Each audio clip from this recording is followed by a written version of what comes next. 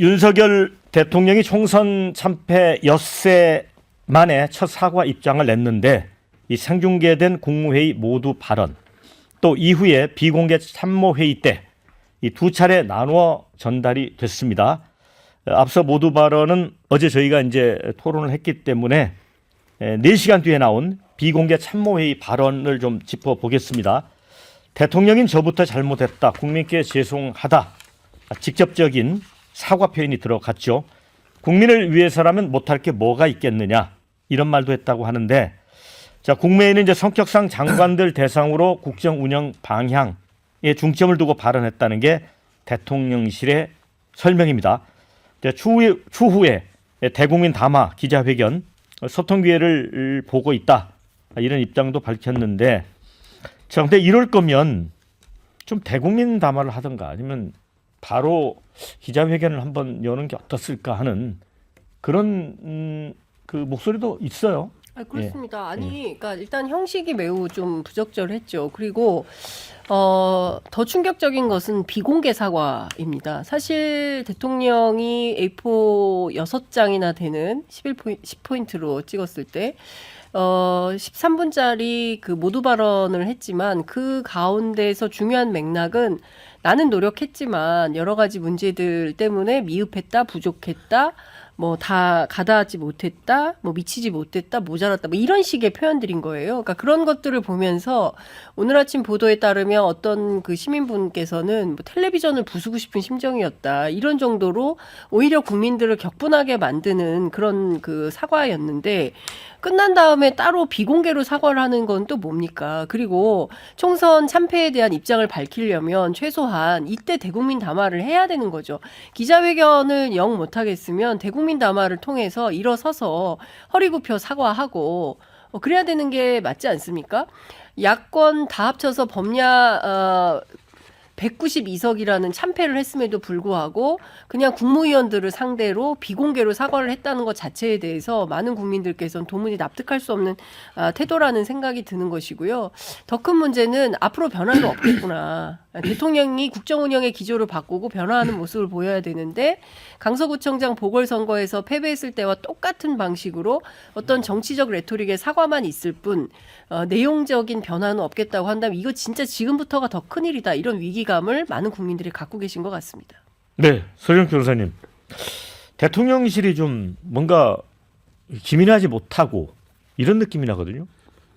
그런데 뭐 저는 공개된 그 담화에서도요 사과가 있었다 봅니다. 다만 이제 직접적인 표현과 강도의 차이죠. 비공개와 공개. 그 공개된 데 보면 총선을 통해 나타난 민심을 겸허하게 받아들인다. 그리고 더 낮은 자세와 유연한 태도로 보다 많이 소통하고 민심을 경청하겠다. 이렇게 저는 했거든요. 따라서 이제 물론 우리 방송도 그렇지 않습니까? 지금 우리 공개할 때 대담하고요. 저희 방송 전이나 끝나고 나서 우리끼리 떠들 때 내용이 좀 다르지 않습니까?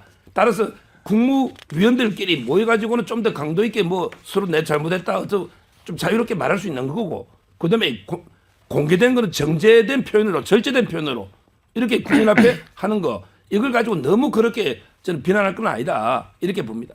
네. 최국종 부대변인. 네. 그러니까 뭐 이제 그 지금 서정 변호사님께서 윤석열 대통령을 과도하게 방어를 하기 위해서 그렇게 얘기를 하시는데 좀 궁색해 보이긴 합니다.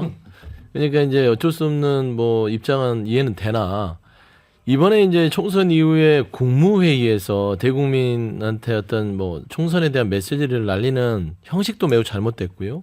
기자 한 명 없이 아니면 본인 스스로의 어떤 국민의 입장 발표도 없다는 자체부터가 좀 첫 단추가 잘못됐고, 두 번째는 국무회 위원들한테 잘못했다고 그래요? 국민들한테 심판받았지 국무위원들이 투표해서 총선에 표를 줬습니까? 그거 아니잖아요. 대상이 달라요. 저는 이번에 윤석열 대통령의 국무회의에서의 발언들, 첫 번째는 공개 발언에서 뭐 반성이 있었다고 느낀다는 분들은 바이든 날리면입니다. 그게 어떻게 반성으로 느껴집니까? 그러게 듣고 싶어서 듣는 건지 쥐어짜내서 듣고 싶은 건지 모르지만 결국에는 지금 그 공개 발언에서도 국민들은요 의아해하고요. 뭐 태도 변화가 하나도 없구나. 결국은 국무위원들한테 다 탓을 돌리는 겁니다. 나 잘했는데 당신들이 잘 세심하게 못 챙겨서 국민들이 못 느꼈잖아. 나 이렇게 잘했는데 왜 당신들이 이게 행정을 이런 식으로 하는 거야? 공직기강이 엉망인데 이 얘기했던 거예요. 그다음에 두 번째 국민들한테 저 열심히 했는데 몰라주시고 저한테 이렇게 회초리를 때리십니까? 솔직히 국민 탓한 거예요. 저는 이런 부분에 있어서는 정말 윤석열 대통령이 바뀌지 않는구나. 그 다음에 더 경악스러운 거는 4시간 후에 대통령실에서 발표한 것들은 국무회의 위원도 불러놓고 비공개로 사과하고 죄송하고 국민을 위해서는 뭐라도 다 하겠다. 뭐 고해성사합니까?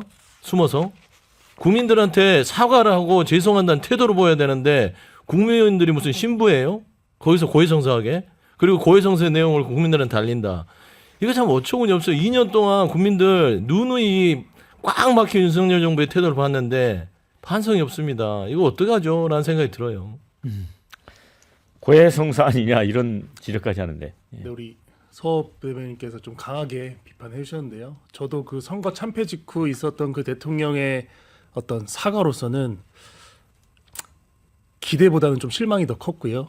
소통이라는 느낌보다는 좀 불통적인 측면이 부각됐던 것 같습니다. 그래서 전반적으로 조금 아쉽다. 왜냐하면 사과란 것이 사실은 간결하고 명확해야 되는데 그 내용을 좀 들어보면 어떻게 보면 정책적인 내용, 부동산 정책이나 증권 시장 그리고 거시미시 경제적인 정책 부분을 언급하시면서 정책의 방향성은 맞았는데 다소 부족했다. 이런 식의 좀 뉘앙스가 있어서 이게 마치 사과인가?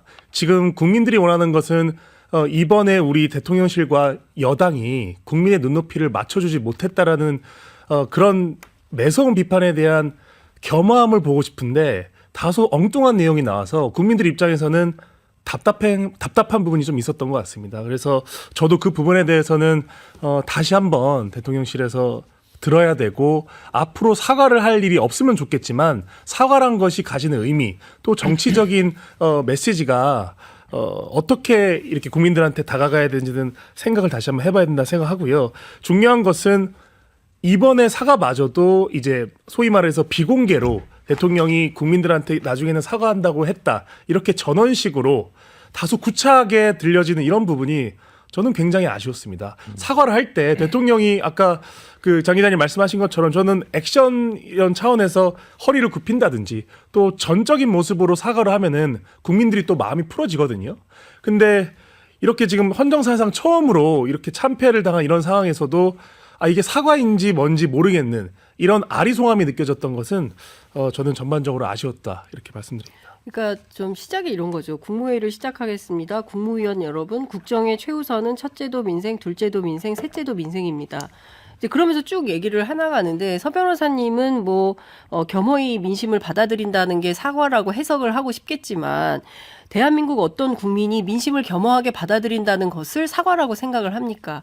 사과, 사죄 그 어떤 단어도 없어요. 눈을 씻고 찾아봐도 사과한다, 진심으로 잘못했다, 내 탓이오가 한마디도 없습니다. 그리고 지난 2년 동안 국민만 바라보며 국익을 위한 길을 걸어왔지만 국민 기대에 미치지 못했다.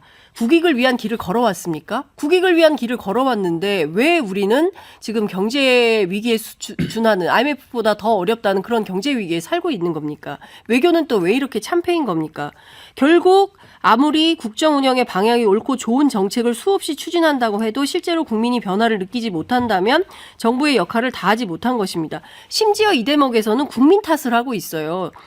열심히 잘했는데 국정 방향이 옳고 좋은 정책을 수없이 추진했지만 국민이 변화를 느끼지 못하고 있다. 나는 열심히 했는데 국민이 잘못 보고 있다. 이런 얘기를 하는 거예요. 내 탓이 아니라 국민 탓을 하고 있어요. 이런 상황인식이 옳은 것이냐. 급기야 어떻게 되냐면 결국에는 무분별한 현금 지원 포퓰리즘으로 나라의 미래를 망쳐서는 안 된다라고 지적을 하면서 이재명 대표가 제안한 민생지원금 25만 원 이거 결국에는 포퓰리즘이고 나라의 미래를 망치는 일이라고 저격을 하고 있습니다. 끝으로 어떻게 됩니까? 결국에는 공무원들을 대상으로 하는 공직기강을 바로잡겠다고 하고 뭐 동아일보 단독 보도를 통해서 확인된 것이지만 뭐 할지 말지 확인은 안 해줍니다만 법률수석실 통해서 검찰을 더 강도 깊게 장악하면서 사정태풍 예고한 거다. 결국에 대통령은 변화할 뜻도 의지도 생각도 없다. 오히려 나는 억울하고 나는 잘했는데 공무원들이 뛰지 않아서 부처 장관들이 장차관들이 정부를 장악하지 못해서 전 정부 인사들이 여전히 문재인 정부 출신들이 윤석열 정부에 남아있기 때문에 이게 문제다. 그러니까 스스로 자기 잘못을 돌아보고 성찰하고 내 탓이고 하지 않고 끊임없이 남 탓만 하고 있는 정부다. 네. 정말 참담한 기분이 듭니다. 네, 서 변호사님. 근데 저는 대통령이 추진한 큰 정책이 다 맞다고 봐요. 그게 잘못됐으면 정책 선거를 했겠죠. 네. 근데 야당은 이채 양명주, 사소한 게 이태원, 예. 그다음에 뭐 최상병, 그다음에 양평, 그리고 이제 뭐 파우치 이런 걸로 선거 치렀지 않습니까? 네. 대통령의 외교 정책이 뭐가 잘못됐는지, 그다음에 건전 제적이 왜 잘못됐는지, 부동산 대책이 왜 잘못됐는지, 교육 개혁이, 의료 개혁이 왜 잘못됐는지 이런 정책을 비판한 거는 들은 적이 없어요. 제 기회는 뭐 그냥 특검이 어쩌고 이채 양명주 이 부분 이거 따라 저는 대통령의 인식이 서로 다른 저는 문재인 대통령보다 훨씬 모든 부분에 잘했다고 생각하는 거고 장 기자님은 문재인 정권이 잘했다고 생각하는 거 이거는 네. 견해 차이입니다. 견해 차이. 아니 제가 한 가지만 지적하겠습니다. 네, 짧게, 네, 이태원 참사로 우리 국민 159명이 세상을 떠났습니다. 그것도 축제에 나간 젊은 청년 학생들이 길거리에서 골목길에서 그런 압사 사고가 있었습니다. 이게 사소한 일입니까? 네, 사소한 일이에요? 자 서 답변 변호사- 해주시겠습니까? 답 안 해도 시청자분 판단. 네, 그러면 아니 시청자분들이 아니, 판단 다음 아니 이게 넘어가시죠. 어떻게 이태원 참사를 사소한 일이라고 할 수 있습니까? 대한민국 국민이 수도 서울 한복판에서 이태원 길거리에서 축제에 놀러 갔다가 아이들이 도대체 이유를 알 수 없는 이유로 압사 사고로 죽었어요. 근데 그게 사소한 일입니까? 문재인 전체 제천에서 화재로 죽은 사람 몇십 명 죽고 그런 사소한 겁니까? 아니, 사고로 다 문제- 있는 거예요. 아니, 잠깐만요. 이걸 정치적으로 자꾸 서 변호사님, 이용한- 아니, 정치적으로 더 이상 이용하는 게 들으시래요. 아니라- 그다음에 그게 사고라는 건 문재인 정부 때도 수많은 사고가 있었어요. 아니 지금 제가 그게 사소하다고 제가 말하는 게 자, 아니고 자, 아니, 정치적으로 앞에서- 이용하면 안 된다는 거예요. 아니 정치적으로 아니 지금 이게 예, 참사를- 사소하다고 제가 한 적이 장 기자님 아니 지금 사 변호사님이 사소하다고 말씀하시는 이채 양명주로 공격만 했지 언제 정책 공격했냐고 선거를 그 이야기입니다. 당연히 저는 이번 총선에서 정책이 없고 공약이 실종된 선거라는 점에 대해서도 저도 매우 비판적으로 지적을 했습니다. 그러나 이태원 참사를 사소한 사건이라고 말씀하시는 것은 잘못된 사소하다고 안 판단이. 했습니다. 네, 아니, 자. 잘 들어보세요. 네. 자기가 한 말을 안 했다고 하시면 안 되죠. 자 댓글 좀 읽어드리겠습니다. 사과는 국민 앞에서 정중하게 고개를 숙이는 것이다. 사과도 똑바로 못해서 비공개 사과가 뭔가요? 이런 비판의 의견이 있고요. 형식이 내용을 망쳐버렸습니다. 뭐 내용도 없었지만 이런 의견. 대통령이 매일 그렇고 일주일에 한 번씩 도어 스태핑 재개하는 게 좋겠습니다. 이런 의견이 있고요. 국민이 회초리 들었다 반성했는데 그 말을 공개로 하고 기자문답도 받았으면 좋았을 텐데 대통령 용기가 부족한 것 같습니다. 이런 의견. 사과값이 금값이라 비싸서 국민에게 사과를 하지 못하나 봅니다. 이런 의견도 있고 공개적으로 사과했어도 민주당은 쇼라고 외쳤을 것이다. 이런 주장도 있습니다. 자, 지금 이제 대통령이 어떤 이제 변화하겠다, 바뀌겠다고 하면서 이제 인적 쇄신 의지를 드러내고 있습니다. 그런데 이제 오늘 아침에 박영선 전 이제 민주당 의원 또 비서실장의 양정철 전 민주연구원장, 정무특임 장관의 김종민 의원 유력하게 검토한다는 일부 언론의 보도가 나와서 사실 아침에 화들짝 놀라는 사람들이 많았습니다. 그런데 대통령실은 검토된 바 없다 이렇게 잘라버렸어요. 그런데 이제 검토된 바 없다고 했지만 정치권에서는 굉장히 이 건을 물고 늘어졌습니다. 박지원 전 국정원장은 야당 파괴 공작이고 총선 전에 빨간 옷 입은 사람 다 낙선했지 않느냐. 이재명 대표부터 만나는 게 옳다 이렇게 했고 이준석 개혁신당 대표도 임기 초에는 MB 아바타 소리를 듣더니 이제는 문재인 아바타다. 끔찍한 혼종이다. 이렇게 얘기를 했고요. 근데 마침 이제 하버드대에서 선임연구원으로 공부를 했던 박영선 전 장관이 페이스북에 조기 귀국 사실을 알리면서 타이밍이 오묘해서 또 이게 증폭된 측면도 있습니다. 자, 이게 박영선 양정철 총리 비서실장설 손혁 변호사님 왜 이게 이렇게 터져나온 거예요? 아마 이제 그 총리는 이제 국회 통과가 돼야 되니까 좀 이제 그 거국 내각이 가깝도록 이렇게 박영선 이분을 이제 추천 아이디어 차원이 높고요.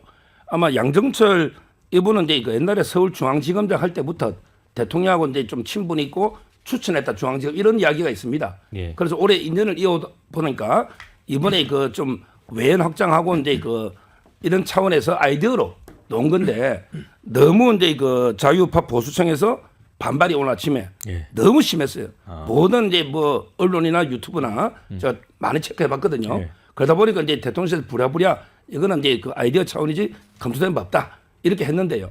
저는 이런 식으로 이게 인사를 하면 안 됩니다. 대통령은 윤석열입니다. 이재명이 대통령이 아니에요. 인사권은 윤석열 대통령이 있는 겁니다. 저는 대통령이 자유우파 뜻에 국민들이 지지하는 후보를 정하고 아무 검증을 했는데 결정적 하자가 없는데 국회 통과 안 시켜주면 그 비난의 화살은 네. 민주당 거대 야당으로 향합니다. 이런 분들 만약에 임명해도요 실익도 없는 게 우리 저는 이재명 대표가 절대 박영선 통과 안 시켜줍니다. 사회가 안 좋은 걸로 제가 알고 있어요. 예.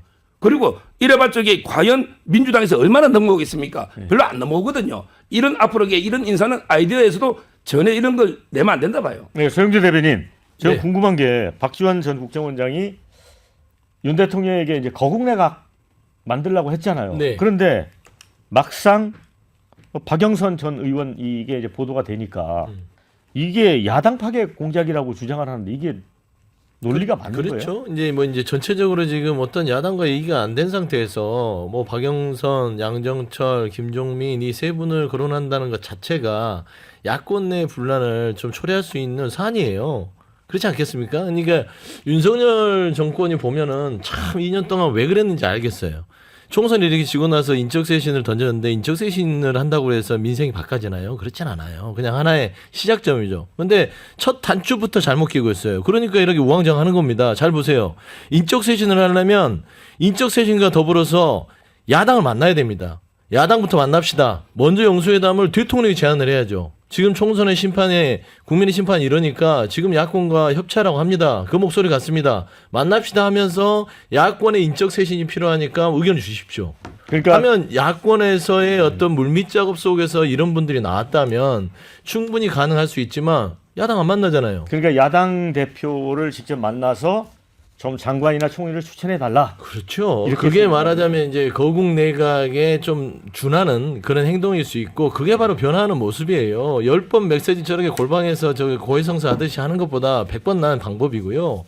두 번째는 지금 박영선 이런 양정철 두 분이 나오는 것들은 이거는 이제 용산 내부에서 자리 다툼이라고 저는 봅니다. 결국에는 현재 그 뭐 원희룡 뭐 전 장관부터 시작해서 쭉 뭐 권영세 전 장관 이렇게 쭉 나오잖아요.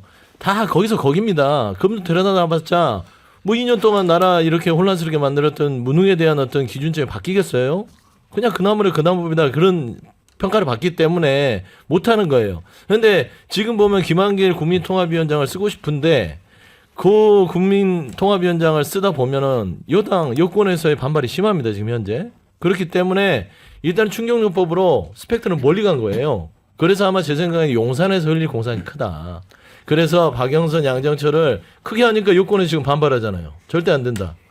우리가 우리의 어떤 가치를 가지고 협상을 해야지 이분들 데려오면 안 된다라고 여당에서 벌써 얘기하면서 오늘도 안철수 의원이 라디오에서 차라리 김한길이 낫다는 식으로 얘기가 나오잖아요. 저는 기본적으로 본인들 자리 다툼하느라고 지금 야권 관계자들을 지금 거론하는 것 같은데요. 저는 해법 자체도 그렇고 지금 국민들이 바라는 게 뭔지도 모르고 저는 이제 계속 우왕좌왕 갈팡질팡해서요. 인적 쇄신은요 끌면 끌수록요 효과가 없다라는 차원에서는 저는 제가 봐서는 좀 속된 말로 노랗다 좀 그렇게 표현하고 싶습니다. 문효영 부대변인. 네. 이제 그 지금 이준석 개혁신당 대표가 네, 네.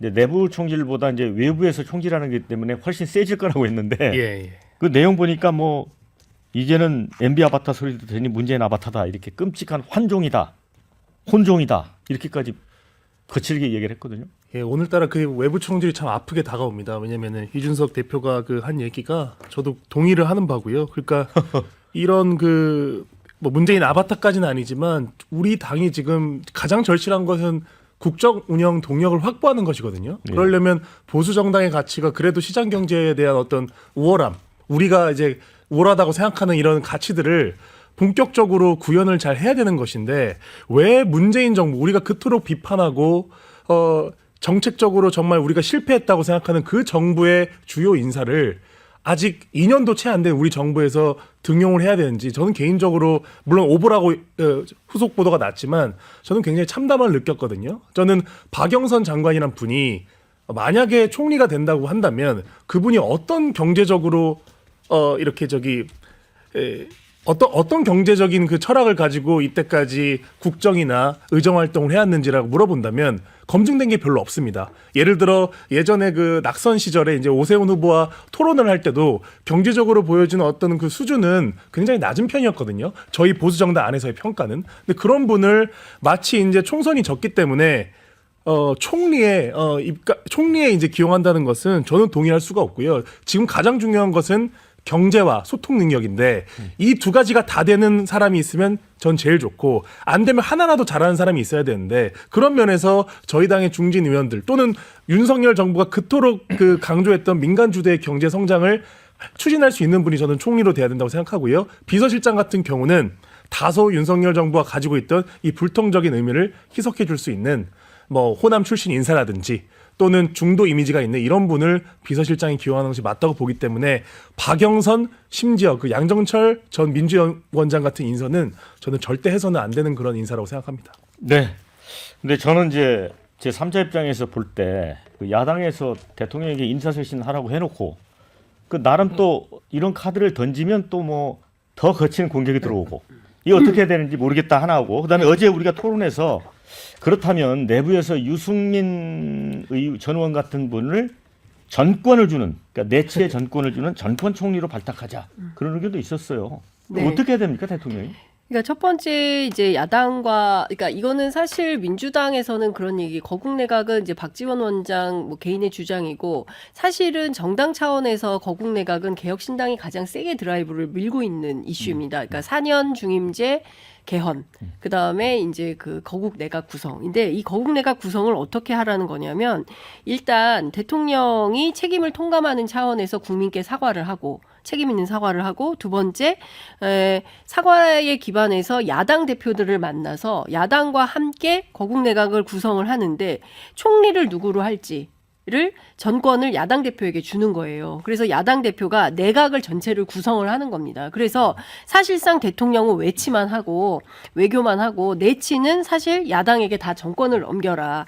이런 차원에서의 거국 내각 구성을 개혁신당이 얘기를 하는 건데 지금 이 트랙을 보면 전혀 다른 스텝을 밟고 있는 거죠. 그러니까 뭐 국무총리 아무개 야당 출신, 그 다음에 뭐 대통령 비서실장 아무개 야당 출신 이렇게 사람을 내보낸다고 해서 아 이게 거국 내각의 구성의 신호탄이다 이렇게 야당이 받아들일 수는 없다는 겁니다. 그러니까 그 일을 해가는 과정이나 순서가 틀렸다 이제 이렇게 볼 수밖에 없는 것이고요. 그러니까 뭐 야당 추천 인사를 받으라고 해놓고 추천했더니 욕한다 이거는 조금 뭐 비판의 결이 좀 다른 측면이다 이렇게 봐야 될 것 같고 두 번째 유승민 대표와 관련해서는 저도 이제 그 정당 출입 오랫동안 했던 기자의 입장에서 볼 때 유승민 대표 정도가 뭐 국무총리를 한 비서실장은 제가 보기엔 좀 어려울 것 같고 국무총리를 뭐 한다면 그러면 야당하고 협치는 될 것 같아요. 그런데 정부하고 오히려 대화가 쉽지 않을 가능성이 높고 윤 대통령이 개인적으로 굉장히 싫어한다는 거 아닙니까? 유승민 대표를 인간적으로. 그래서 그리고 또 윤 대통령의 인사 스타일이 본인이 잘 모르는 사람, 본인이 싫어하는 사람을 잘 기용하지 않는다라는 정치권의 여러 구구한 해석이나 내용을 봤을 때 유승민 대표가 가능성이 있었다면 최소한 이번 선거에서라도 등판을 시켜서 어떤 역할을 줬을 텐데 그마저도 없었기 때문에 두 가지 모두 가능성은 없는 것 같다. 이런 생각이 좀 서정욱 듭니다. 변호사님. 전권 총리로 이준석 대표는 어떻습니까? 지금 뭐 별의별 인물이 나오는데 김부겸, 유승민, 이준석이 말이 안 되는 거죠. 지금 이제 거국 내가 3년이 임기가 남았어요. 이거는 이제 정권을 내놔라. 아니 총리를 야당이 이거 말도 안 되는 주장이고. 예. 그다음에 유승민은요. 대통령도 싫어하지만 예. 우리 자유법 국민들이 더 많이 싫어합니다. 그래서는 안 되고 저는 오히려 기업인들 중에도 예. 좋은 분들이 이거 좀 범위를 넓혀야 돼요. 너무 이제 국회 통과만 생각하다 보니까 인물이 좁혀져 있는데 범위를 좀 폭을 확대해서 원점에서 한번 검토하는 게 필요하다 봐요. 자, 두 분 패널도 짤막하게 한 분씩 추천하시죠. 네, 뭐 추천할 분들은 윤석열 대통령 마음이겠지만 저는 솔직히 유승민 전 의원 정도 쓸 정도 되면요, 저 윤석열 대통령이 정신 차렸다고 봅니다. 예, 이준석 전 대표도 마찬가지고요. 지금 뭐 이제 당선이 됐으니까 뭐 일단 지켜봐야죠. 네, 답답합니다. 아니, 저는 한 말씀만 드리면 유승민 대표는 정말 아니라고 생각하는 게 대통령이 기용한다고 생각하고 그 기사를 쓰는 게 아니거든요. 예. 그 정치가 쇼가 아닙니다. 네. 왜 굳이 우리나라의 경제학 박사가 얼마나 네. 많은데 그 아직도 경제통이라고 네. 유승민 대표 기용하는 건 네. 저는 이거 쇼라고 생각합니다.